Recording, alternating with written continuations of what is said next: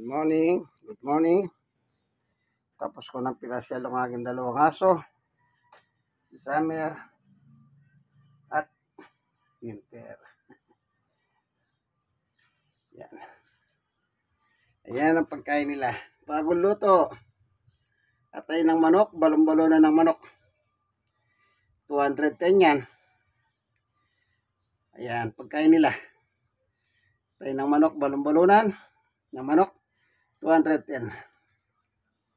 Ganyan po pag-aalaga ng aso. Pareho silang sityo. Hindi sila pango.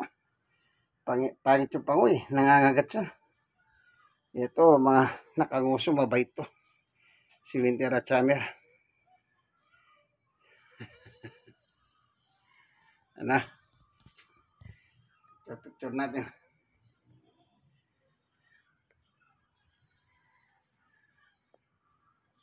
Yan. Ayan. Ito si Winter. Winter.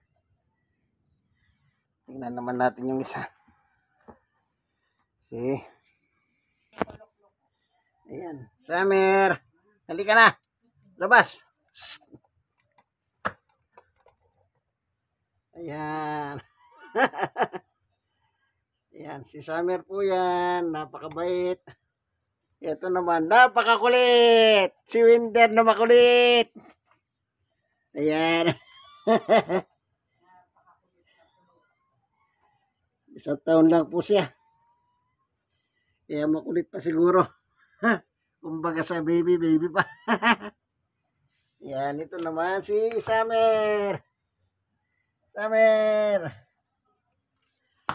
Okay, yan po nga aking. Ayan.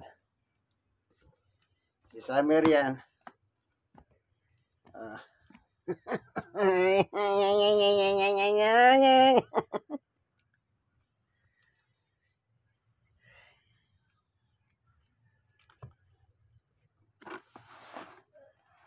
Ayan si Winter.